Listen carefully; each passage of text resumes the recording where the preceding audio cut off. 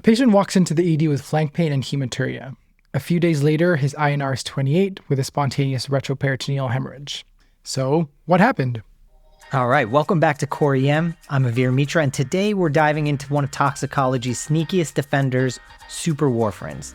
It's a potent class of anticoagulants that we don't encounter often, but they're notorious for causing prolonged and life-threatening coagulopathy. So to walk us through a case and break things down, we have one of our residents, Josh Reandelar. Josh, welcome. Thanks so much for having me. I'm really excited to be here and excited to make everyone slightly more nervous about some unexplained bleeding. That's the energy I'm looking for. So all right, let's talk about this case. Okay, so this was actually a real case that our team consulted on while I was rotating at the New York Poison Center. He was a 60-year-old male with a history of diabetes, hypertension, prior kidney stones, who presented to the ED with 1 day of severe right flank and back pain. Also was having some hematuria and bleeding from the gums. Overall, he looked pretty well when he first came in. He was hemodynamically stable, not toxic appearing, and his physical exam was pretty benign, aside for some mild right-sided CVA tenderness and minor gingival bleeding. Okay, interesting. So during the ED visit, the team ordered a CBC, a BMP, urinalysis, and even did a bedside ultrasound of the kidneys. When the labs came back, the CBC and BMP were actually completely unremarkable. The POCUS was pretty negative without any findings suggestive of an obstructing stone. The urinalysis did show some blood and some bacteria, so the team sent him home with some antibiotics. Okay, I'm not sure how that explains the bleeding gums, but at least for now, this sounds like a pretty straightforward case until it wasn't. Exactly. Because the patient comes back 3 days later, which is when things become interesting. He reports that his symptoms did not improve on the medication. He now has developed new bruising over his left antecubital area and also was commenting on some bruising over his right flank. Any, trauma? No, so no trauma, no falls, no recent injuries that he was endorsing. Really nothing obvious that would explain the bleeding. So at that point, the ED team appropriately broadens the workup. They send some additional labs. They order a CT of the abdomen and pelvis, and that's when the case kind of takes a hard left turn. The CT is the first thing that comes back. The radiologist notes this moderate-sized retroperitoneal hematoma. No active extravasation, thankfully, but still, spontaneous RP bleeding in someone without trauma should absolutely set off alarm bells. They then added coagulation studies to the workup, and the labs returned with some pretty jaw-dropping abnormalities. His PT was 301 seconds, with a normal range usually around 11 to 13.5. His PTT was 152, and his INR, 27.5. 27.5? Yeah. That's not an INR. That's a cry for help. Yeah, exactly. Okay, so now the differential becomes a lot more narrow because there's only really a handful of things that could provide an INR that catastrophically elevated. Yeah, exactly. And hematology was consulted too, and they had the same exact reaction. They said that with an elevated INR, the leading concerns were warfarin toxicity and severe vitamin K deficiency. They also considered other differentials like chronic liver disease, cirrhosis, fulminant hepatic failure, but this patient's liver enzymes were really not that impressive. Other things they were thinking of were DIC, acquired factor VII deficiency. But then the hematologist made a really astute observation. She said she'd seen a similar presentation before in rodenticide poisoning. And that was a comment that ultimately prompted the consult to the Poison Center and brings us to today's main topic, superwarfarins. Wow, okay, I love the name. Sounds like some sort of superhero movie or something. Yeah, exactly. Marvel, sponsor us. Thank you. Okay, all right. So Josh, let's zoom out for a second. What are superwarfarins? So superwarfarins are essentially long-acting vitamin K antagonists. In other words, they interfere with the body's ability to activate clotting factors that depend on that vitamin K. Very similar to how regular warfarin works, just dramatically more potent and much longer lasting. So kind of to understand why they're called superwarfarins, let's do a quick history detour. In the early 20th century, farmers in Wisconsin started noticing a bizarre hemorrhagic illness affecting their cattle. The cows would develop severe bleeding after eating some spoiled sweet clover silage, and nobody could really figure out why. Eventually, in 1933, a farmer brought spoiled hay and some blood samples from his cattle to researchers at the University of Wisconsin, basically saying, hey, my cows are bleeding to death, which honestly feels like the beginning of every toxicology mystery. All right, this might have been the first tox consult. Right. And about 6 years later, the researchers identified the culprit, a compound called dicumarol, which became the chemical precursor to warfarin, also known by the trade name Coumadin. Warfarin then went on to have a pretty fascinating dual life, widely used as a life-saving anticoagulant in humans, while also being marketed as a rodenticide. But eventually the rats started adapting, and rodent populations developed increasing resistance to standard warfarin. So scientists escalated the arms race and developed these much more potent, longer-acting compounds specifically designed to overcome the resistance. And those agents became what we now call superwarfarins. No, well, that's scary. Tell me how that would work. Yeah, absolutely. And I like talking through the physiology just because it's basically built-in review for me. But the key concept here is that vitamin K plays a critical role in activating several clotting factors, specifically factors 2, 7, 9, 10, along with protein CNS. It acts as a cofactor in a process called γ-carboxylation, which activates these clotting factors. Now, without getting too deep in the molecular weeds, after vitamin K is used, it must be recycled so the process can continue. That recycling step is handled by an enzyme called VCORC1, short for vitamin K epoxide reductase complex 1. All right, well, try saying that 5 times. Yes. That's the enzyme warfarin targets. So by inhibiting VCORC1, warfarin and superwarfarins essentially shut down the vitamin K recycling pathway. No recycled vitamin K means no activation of factors, which means the body gradually loses its ability to clot effectively. Okay, that makes sense. What makes superwarfarin so good, so much stronger?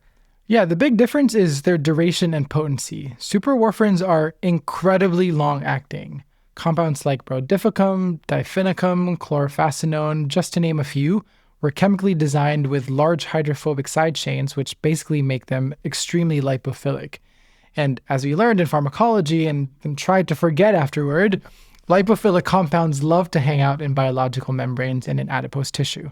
So instead of clearing quickly, these compounds accumulate in the organs and fat tissue, then they slowly leach back out over time. The result is a prolonged anticoagulant effect that can last for weeks to even months. And on top of that, they're dramatically more potent than warfarin. Some estimates put them at over 100 times stronger. Wow. All right, so when patients are exposed to these superwarfarins, how would they present? These patients will present with signs and symptoms consistent with excessive anticoagulation and bleeding. On the milder end of the spectrum, you'll see things like easy bruising, mucocutaneous bleeding, hematuria, epistaxis, or just profoundly abnormal coagulation studies without major clinical bleeding. And what does the other end of the spectrum look like? That's where things kind of get scary. So patients can develop life-threatening bleeding complications like intracranial hemorrhage, retroperitoneal bleeding like our patient had, pericardial or intraspinal bleeding. The GI and GU tracts are the most common bleeding sites, but really any organ system can be involved. And once patients present with major hemorrhage, reported mortality rates can climb as high as 77%.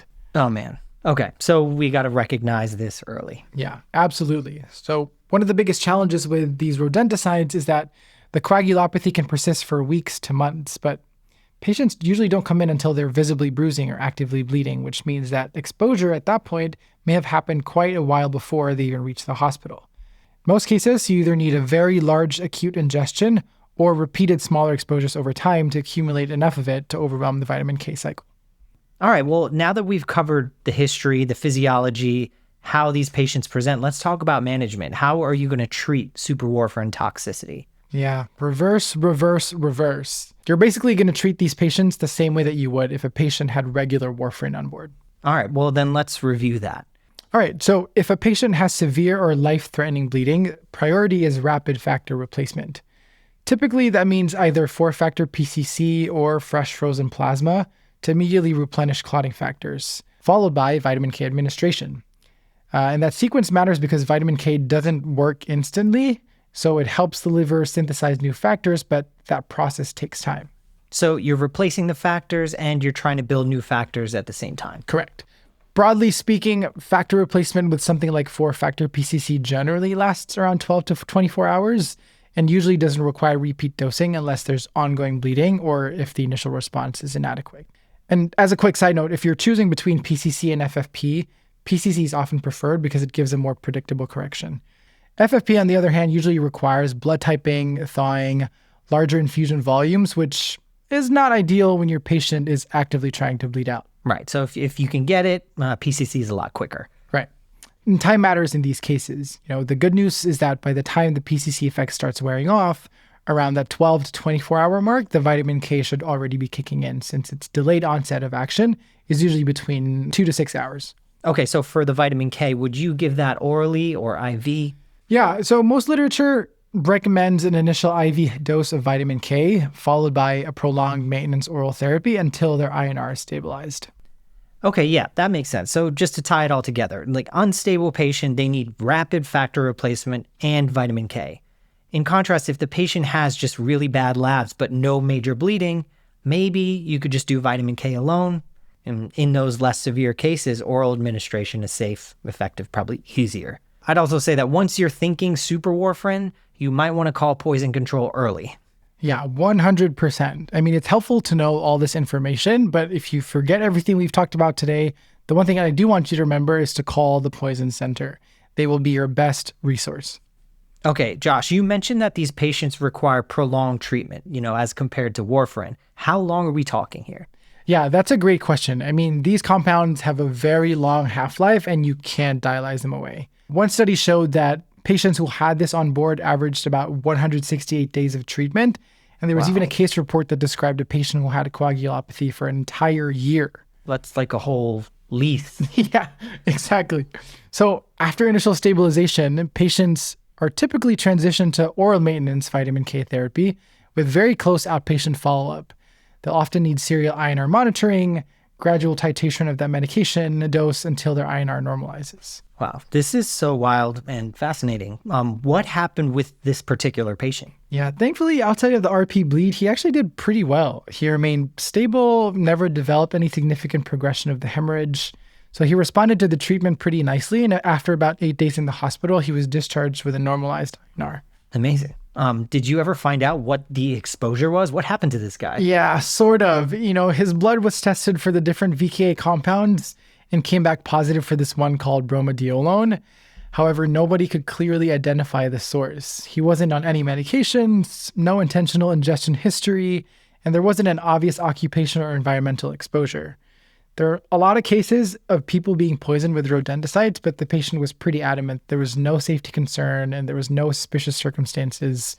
So really, it remains kind of a mystery. Well, that's a new fear unlocked. But let's do a quick wrap up for our listeners. A few takeaway points before we wrap this thing up. So a significantly elevated INR is associated with a pretty narrow differential.